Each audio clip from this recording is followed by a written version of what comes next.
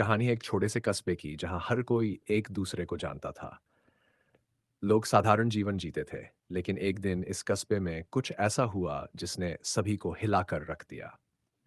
रामू, जो एक गरीब किसान था, अपनी पत्नी सुमन और बेटी गीता के साथ रहता था। रामू बहुत मेहनती था, लेकिन उसकी किस्मत हमेशा उसके साथ नहीं थी। उसकी जमीन कम थी और फसल भी अच्छी नहीं होती थी। एक दिन रामू ने सोचा कि वह अपनी जमीन बेचकर शहर में जाकर काम करेगा, ताकि वह अपनी बेटी को अच्छी शिक्षा दे सके। लेकिन जब रामू ने अपनी जमीन बेचने की बात की, तो गांव के जमींदार ठाकुर ने उसे रोका। ठाकुर को लगा कि रामू की जमीन खरीदने से वह पूरे गांव पर हुकूमत कर सकेगा। ठाकुर ने रामू को धमकी दी, लेकिन रामू ने हार नहीं मानी। उसने अपनी जमीन बेच दी और शहर जाने का फैसला किया।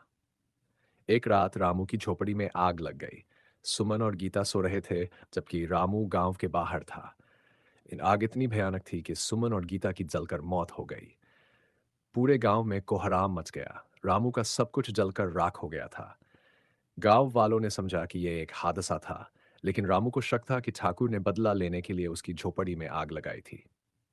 रामू ने पुलिस में शिकायत की, लेकिन ठाकुर के डर के कारण कोई भी उसके खिलाफ गवाही देने को तैयार नहीं हुआ। रामू ने फैसला किया कि वह खुद इस मामले की जांच करेगा। उसने गांव के कुछ लोगों से बात की और धीरे धीरे सच्चाई सामने आई। ठाकुर के आदमी ने ही रामू की झोपड़ी में आग लगाई थी।